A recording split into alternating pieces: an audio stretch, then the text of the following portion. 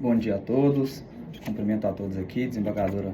Valéria Rodrigues, que figura na condição de relatora e presidente dessa sessão, a todos os demais membros dessa colenda Câmara Criminal, ilustre representante do Ministério Público e a todos que se fazem aqui presentes, colegas advogados. Bom, excelência, trata-se aqui de um habeas corpus, na qual, por razões óbvias, por se tratar de processo de segredo de justiça, irei me referir às supostas vítimas apenas pelas iniciais de seus nomes, na qual irei citar 3 delas. E, se me permitem, excelência, terei que me estender um pouco quanto à questão fática para que entenda e justifique o pedido ao final da presente ordem de habeas corpus. Bom, excelências, toda essa situação, esse enredo fático, ele começou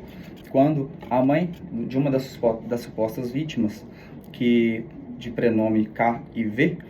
se dirigiu à casa desse réu. E aí, em conversa com o réu nesse primeiro momento, ela se indignou com ele e indagou sobre estar sob suspeita de que ele estaria abusando de seu filho. E ele explicou toda a situação para ela, falando que aquilo não acontecia, e naquele momento a mãe dessa suposta vítima, por vezes com pano de fundo, nessa conversa com ele,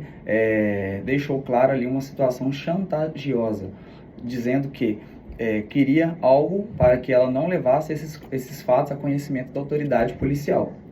E o réu, naquele momento, rechaçou toda essa possibilidade e a mãe dessa suposta vítima voltou para casa e, logo em seguida, após uma semana, ela retornou à casa do réu. Só que nessa ocasião, excelência, o réu não estava em casa e essa mãe foi recebida pelos familiares e amigos e ela estava fazendo ali uma certa manifestação na porta de sua casa, o chamando de estuprador e palavras afetas a isso. E ao ser recebida, excelências, pelos seus familiares, a mãe dessa pretensa vítima,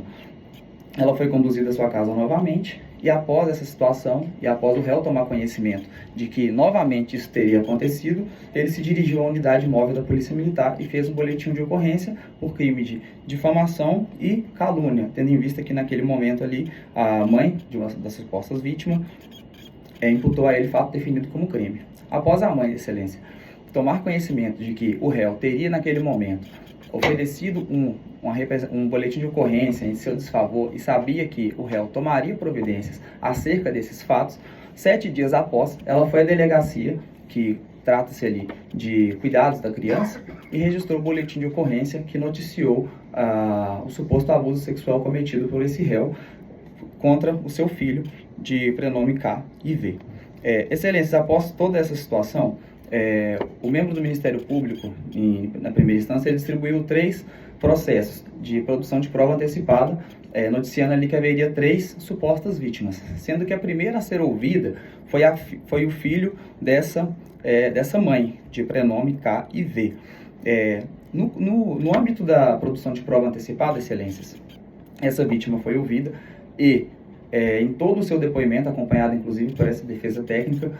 o depoimento foi um tanto quanto contraditório. Inclusive na sessão, o próprio membro do Ministério Público e a juíza da situação não entendeu por diversas vezes, e a psicóloga daquela situação teve que esclarecer vários pontos e que ao final ainda continuaram bem obscuros.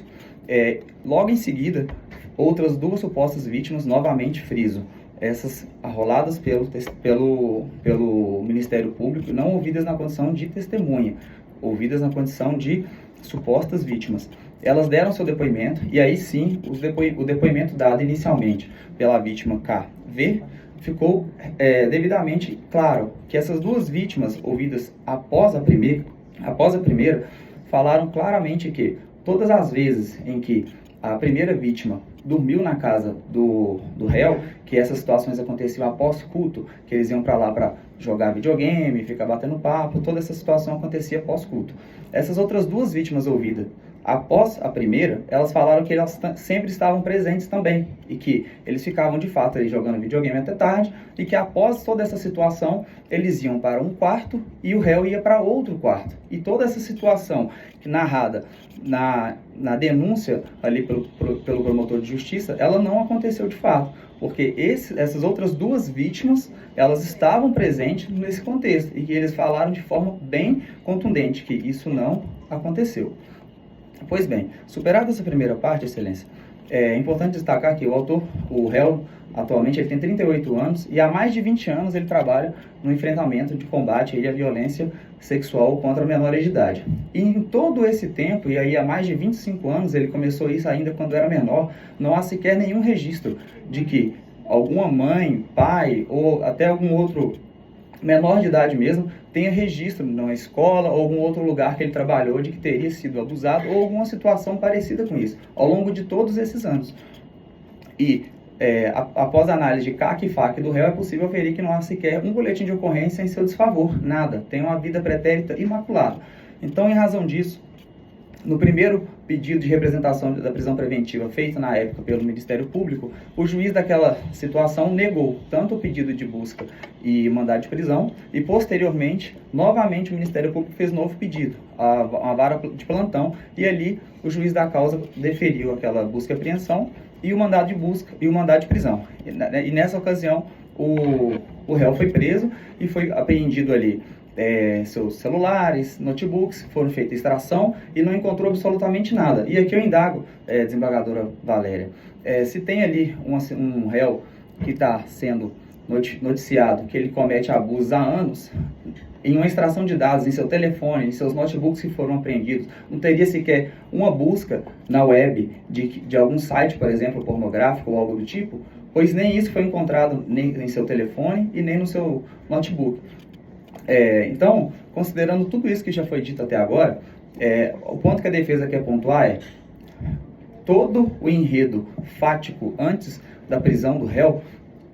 é de suma importância para que justifique esse pedido final. Porque essa situação, Excelência, ela aconteceu e, de maneira pasmem, a mãe, após ter tomado conhecimento de que o seu filho supostamente teria abusado, ela ainda permitia ele ter acesso ao réu. Eles continuaram a ter contato por telefone, ele continuou indo aos mesmos ambientes. Então, uma mãe que se diz preocupada com o filho que está sendo abusado, ela ainda continuava a permitir esse tipo de contato. Então, algo acontecia que depende de uma análise, vamos colocar assim, mais minuciosa em se tratar de um crime de natureza tão grave. Considerando tudo isso, Excelências, a defesa requer que seja expedido o alvará de soltura pelo réu, considerando toda essa situação que a defesa já narrou, seu fato primário, considerando que ele também, ao longo de seu trabalho de anos, não tem nenhuma notícia de que nada aconteceu e que esse pedido de alvará de soltura que a defesa requer para ele não seja simplesmente colocado na rua de forma sem ser fiscalizado por uma medida cautelar. A defesa requer que seja concedido, mas fiscalizado por tornozeleira eletrônica e, para além disso, que ele seja afastado do seu trabalho. Por quê? Porque a ação penal em curso, ela tem como objeto o crime de apuração de estupro de vulnerável de menor, por óbvio. Então, como o ambiente dele de trabalho é em escola e ele tem acesso a crianças, que ele seja afastado, caso seja concedida a ordem de habeas corpus, inclusive do seu trabalho, para que ele não tenha acesso a crianças e a medida cautelar da tornozeleira eletrônica para que o Estado, a todo momento, saiba aonde ele esteja a todo momento. É o que essa defesa requer e agradece a atenção de todos.